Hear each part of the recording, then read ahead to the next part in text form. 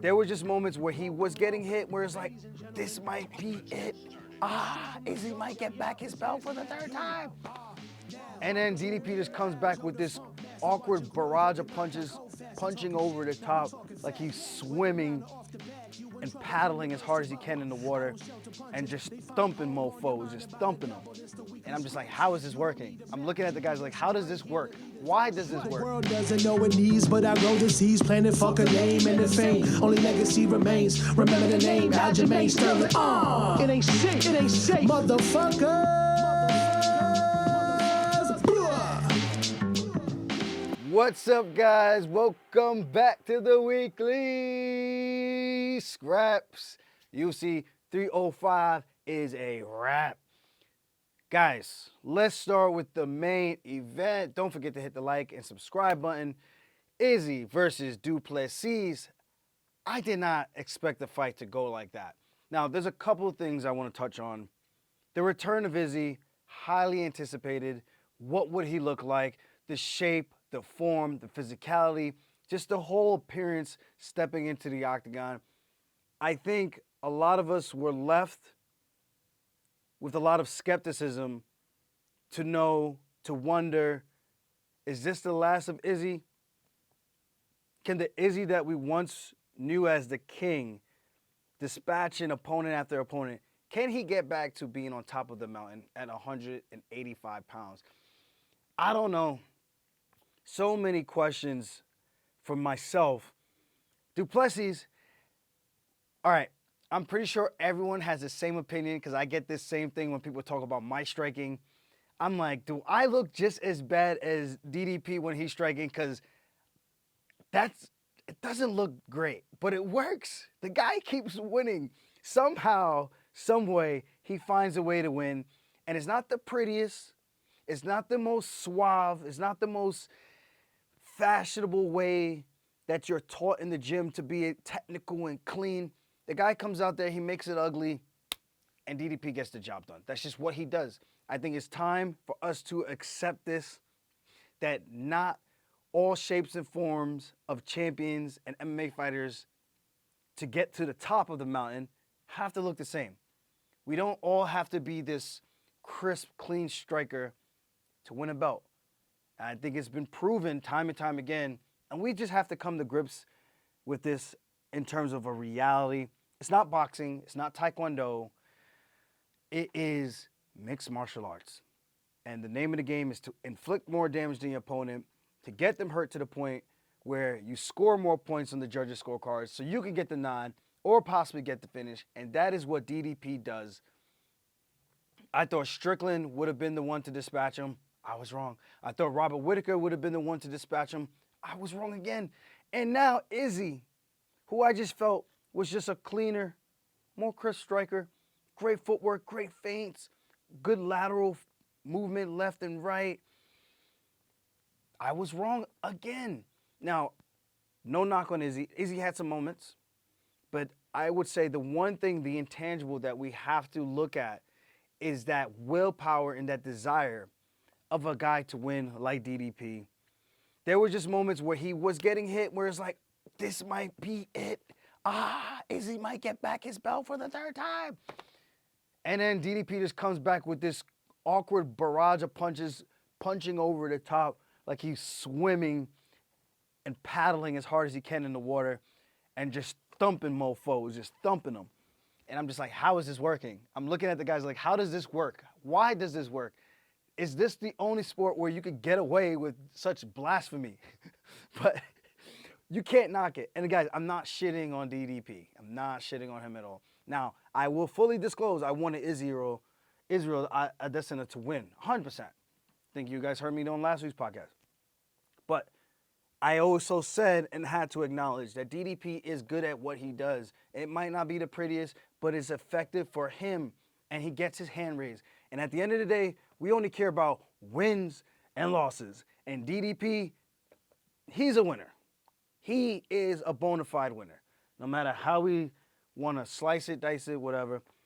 The guy might be champ for a long time. Now, what's going to be next? We got Whittaker, you got Khamzat Chimaev, and then you have Sean Strickland, all kind of lurking in the wings. Now, do they do a rematch and say, you know what, Whitaker, we're not going to put you in that matchup with Khamzat Chimaev. We're going to give you the next title shot. Or do they say, Khamzat, we're just going to throw you in there? Or are they going to say, Sean Strickland, I know Dana told you you're going to get the next title shot. We're just going to slide you right into that next slot. There's so many different ways that this can go, and we all know it's not always about merit. Sometimes people get to cut the line based on what they have done or popularity, fight style, what they think is the biggest matchup that they can make, and ultimately the UFC is going to do what the UFC wants to do. So I would like to see Sean Strickland back in there so we can get a definitive result. And who knows, the way Strickland fights his style, we might not get a definitive result because of his style. He doesn't really put himself in harm's way, and he's not really striking to a point where he's trying to put you out unless he has you on the ropes, where Israel versus Strickland, that first round at the end where he starts bombing these huge punches on Izzy. So just looking at it from that particular standpoint, and then how the first fight with DDP went, it could be something similar where it's another close, controversial fight again. But that's why I kind of want to see it, because I don't think we got a clear-cut answer, and I feel like there's some business left unsettled. And with that said, maybe there's an opportunity for one of these guys to go out there and lay it all on the line and get a finish and really stake their claim as a true king of that division. No controversy allowed, kind of a thing. But again, DDP won that night. Better man won that night. That's just what happens. The judges said it this way, so that's your winner. That's your champion, who's now defending his belt against one of the greatest of all times in Israel Adesanya. And I have to point this out. When Izzy got hit, when he's weaving, there's something uniquely and oddly different all in the same time, where Izzy, like, watch the beginning of his career when he got into the UFC. His footwork, the way he would slide out, his awareness. And obviously those are lower level guys as he slowly but steadily climbed the competition ladder. Now you watch the way he moved and reacted to how he moved and reacted in this fight with DDP. And let's be honest. The attributes of DDP, he's not the fastest guy. He might be very powerful and strong-willed, but when he's throwing these punches and he's thumping, he's coming after you like you stole something, I just would imagine the attributes of Izzy would have been able to help him surpass that, where if a guy is running at you, you should be able, Izzy, based on what we know of him from the past, you would think that he'd be able to escape those scenarios. Sliding his feet, being the faster opponent. And I couldn't tell, it just looked like he looked older, he looked slightly slower, and you know, I don't want this to all be negative, because he did some great things. The shovel uppercut, splitting the guard, pulling, keeping his hand measured on him, landing those big shots, those kicks. He stopped kicking, stopped with the front kicks, which were very effective from Sean Strickland against Du Plessis. And I don't know, if you're watching tape, for me, if you see someone having success with something and you try it and it works, it's kind of like, well, why deviate from that unless something internally happened during the fight? And only Israel can answer these questions for us, right? I'm just an observer watching what this masterpiece, well, this fight take place in front of us, because some of you guys are going to say, it's not a masterpiece, it's just sloppy, blah, blah, blah. Okay, but we're watching this fight take place in front of us, and this is what I'm noticing. So I just felt like when he turned away and he got caught against the cage and he was looking away and then trying to look over his shoulder and then gets clapped, I'm very baffled by this. Now, as a competitor myself, I've had brain fart moments, two particularly in the octagon, which was the Marlon Moraes fight and the Sean O'Malley fight. Just two complete brain fart moments. No setups, no rhyme or reason why I shot in with no setup after the break of getting up off the ground. Just being a complete, like, just blanked down, I just saw red, bro. I just saw red. And then the same thing with O'Malley, just mentally just making a bad read on a long push kick, throwing a punch, and then not weaving my head or pulling up my hands or pulling back like I normally do. It's like sometimes as athletes, even in the highest moments, we have these brain fart moments where we just completely blank out. So when Izzy did that, I think he might have done that 2 or 3 times, and then that third time or second, he paid for it severely, got taken down, and then he put the choke on. I thought Izzy did a great job defending. Then once he was able to switch to the palm grip, and then I was like, yeah, that's game blouses. So I don't know where Izzy goes from here. I don't want to see him go away for another year, but I think he's made some good improvements. But the physical gifts that I feel like I've known him for, that helped him get to a title and win the belt and defend the belt a couple of times, it just didn't. Like, Robert Whittaker is fast, my guys. When he blitzed at Izzy, Izzy steps back, he covers, and he cracks. Even out of position, he's still throwing these big shots and still looking at his target. Where DDP's like this and then starts thumping, and then you almost like the correct me if I'm wrong, guys. Drop it in the comments. Like, let me know if I'm tweaking right now. But I just think the faster fighter, for him to be able to evade and get out of the way, like, obviously for that he countered. He didn't just go straight back. But there were moments where Whittaker was trying to blitz, where Whittaker has his style, this lead leg heavy style, where he blitzes in, he throws that over that back leg head kick, where he blitzed at Izzy a couple of times, and he was able to slide out the way so masterfully. And I'm not saying Izzy didn't do that great sometimes, but he just looked slower in the way that he was mechanically moving, which is just very different from what I'm used to seeing. And if I'm looking at that and I'm grading him, I'm like, yeah, something looked off, something looked different, and there's some improvement we can make in this area, or we need to make some adjustments in our fight style, because we are no longer that fast twitch guy who can get out of the way from these type of attacks. And if I'm a competitor and I'm looking at Izzy, I'm seeing and I'm noticing those things. I'm like, I can get him here, I can get him here. As long as I could create these scenarios again, I could put myself in a good position to clap him and potentially get a finish, or to at least score enough points where I could hurt him and deter him from wanting to come forward. Because Izzy is primarily a counter striker. I think we can all agree on that. But when he's in the driver's seat, man, is he fun to watch. But DDP, like I said, hats off to him.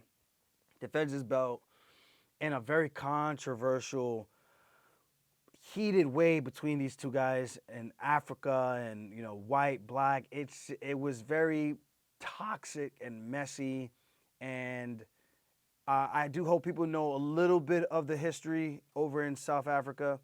Slavery was finally abolished or ended, whatever term you want to use, roughly, I think 28, 29, 30 years ago.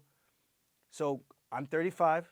To put that into perspective, I would have been born into slavery. My family could have possibly been born into slavery if we were over there. You know, so I can understand the animosity from Izzy, and I can understand the pride from DDP, but I'm just glad it's semi-resolved, and I hope that the country can find some peace, and there could be a lot more equality over there. I know America has its problems when it comes to that, so who are we to point fingers at anybody else? But I think theirs is still so fresh that it just cuts a little bit deeper when certain remarks are made. And I think that was the whole premise of why Israel was so triggered in that situation. And I don't blame him. Now, let's move on to the juicy stuff. We got the co-main event. I believe it was Kai Kara France coming out victorious. Guys, it looked like Erceg, just super clean, polished, takes his time, doesn't waste any energy, throws the perfect combinations. It looked like he was in the driver's seat for a little bit. Then somehow Kai Kara France comes out, don't blink, and it's just that. Don't you dare blink, my boy. Bink, left hand right on the chin, sits down Erceg, follows up with some punches. Now, the stoppage was a little odd for me. Like, yeah, he was hurt beforehand, but then he's starting to recover. My only gripe with the stoppage is you see the guy turn, and then you see him cover, and then you see him trying to get up. He gets hit once. Like, let him eat a couple, because it's not like it's catching him clean on the chin, right? That would be clear. You're not intelligently defending yourself. But if you at least are smart enough to put an arm up, it's like, hey, this is better here. It might rattle my head a little bit, but it's better here than just taking clean shots to the dome. If you can be conscious enough to do that, I think the refs should pay attention to those scenarios. Yes, the whole sequence, I'm not a ref. I'm not a ref.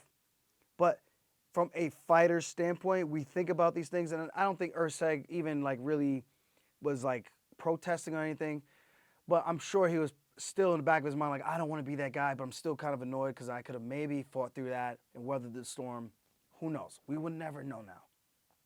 But when a guy starts covering up, let him eat the shots on the arm, and if he's just sitting there and taking bomb after bomb after bomb, maybe 5, 6 punches, then it's like, okay, well, he's covered, but he's not advancing. Maybe he wants out. Maybe he's waiting for me to do my job and protect him. Guys, I think that's more than logical, more than reasonable. But when a guy's sitting there getting cracked and he's just on the ground lifeless and getting punched, stop the fight. Stop the fight. I think we can all agree where I'm going with this. Again, it wasn't a terrible stoppage, but the point where he did stop it, kind of just like, you could have, there's title shot implications on the line. You could have let him just take a few more to see if he was going to advance. But that's just the way I look at things. I would rather fight knowing that I got every chance I possibly could to get my other half of my paycheck versus just taking it out of my hands completely. Because it's a fight, you're going to get hurt. Like, ideally, it's almost a race of who hurts who first, right? We're all professionals. We're all trained in these scenarios. So give us a fighting chance, an opportunity to fight out of those sequences. That's all I can say.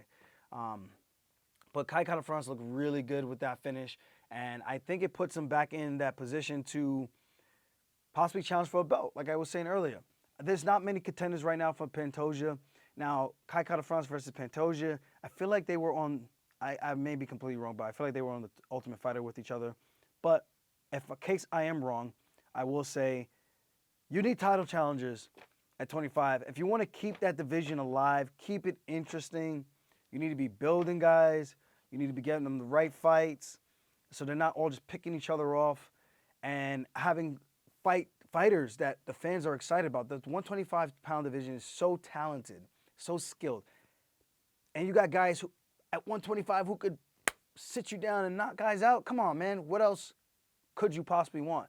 Conditioning, skill, KO power. It's all there. We just need the right things to keep people excited about the flyweights. And I think Kai Kara-France is that guy, especially until Brandon Moreno comes back and adds some more of that spark. And I know I've watched on the internet some people kind of knocking Brandon Moreno down a little bit, saying like he's lost his fight, he's gun shy now. My guys, when you get slung into these shootouts too many times, like eventually your brain's kind of like, you know, this would be cool and pretty badass when I look back at it, but right now, you know, I'm just trying to win. I'm just trying to win. Yeah, you know, you can't fight like that all the time. Some people will, and they will have a career this big. It might be big in the sense of how many people know them, but they might only be with the company for this long. So it's a give and take entertainment versus your safety, longevity of your career. How many paychecks do you want versus just being known for being that exciting fighter? And I think one of the guys who has really improved in that, a la Dan Hooker. Segue right into that. Dan Hooker looked phenomenal against Gamrot. Gamrot did some great, brilliant things, but against a tall, lanky guy, when you shoot a single leg and they sprawl and they have the tight waist and they got their hips on top of your head and your shoulders and they're keeping you stuck there and they're throwing elbows and he's throwing these nasty elbows to the back of the ribs and I'm just like, oh, Gamrot, get out of there. Gamrot, move, you're hurting me and all the other wrestlers around the world. Fight IQ. Dan Hooker was one of those guys who would just go out there and smash, just did not care. And this is what I'm talking about, longevity. Now he's fighting more brilliant. He's fighting smarter. He's not getting into these complete one-sided shootout wars like he did with Dustin Poirier, his fight with Paul Felder, his fight with Edson Barbosa, using his brain, picking his shots, picking his moments. Did a great job when Gamrot would take him down, weathered the storm, didn't take too much damage on the ground except for that first round when he was getting barrage punched, got busted up a little bit there. Sorry, my eye. Oh, my God. But then after he was able to defend, he was able to get back to his feet. And as a wrestler myself, and this is I think, pretty known. When you take someone down and they're able to get back up, if you don't do any damage with that takedown, you exerted a good amount of energy to get that takedown, and now you're exhausted standing up, and this guy didn't use as much energy, and he's in your face, and he's putting shots on you, that doesn't feel good. That does not feel good. So Gamrot, I felt, started to really slow down, and round 2 was really fun to watch, as well as 3. But great fight. It's nice to see Hooker get these full camps. It's nice to see that he still has the durability, even after being in all those wars. And the other part of it, it's nice to see him grow as an athlete and show that he's well-rounded. He can fight in all positions, can get up off of his back, can beat you up from the top position, and he can beat you up on the feet. Good measurements with his jab, his long-range weapons, and then getting in close with his short-range weapons with his elbows and his knees. Dan Hooker, the hangman, is dangerous. And beating the number 5 guy puts him right back in that conversation and possibly a fight away from challenging for a world title. Now, who would have thought Dan Hooker would ever be back in a position like this? You know what I mean? Like, it's fascinating just to see how someone's life could just turn around ever so quickly, especially after he lost to Islam Makhachev. You just wouldn't think that he would be back in this position so soon. Now, of course, when he lost to Makhachev, it was a short notice fight. Got submitted in like 2 minutes, and look at him now, man. It's just it's fascinating to watch.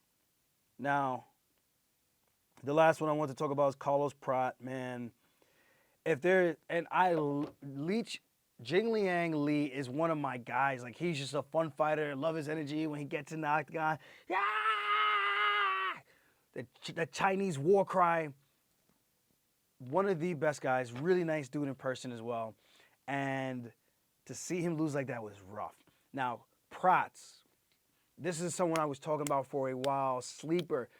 This is what the UFC needs to do. Keep these contenders building. They need to be giving him the right fight so he can develop the right way, and at the right time, they have a bona fide contender and possible superstar on their hands in Carlos Prates. I truly do think so. Fun striker. Watch his fight before this one.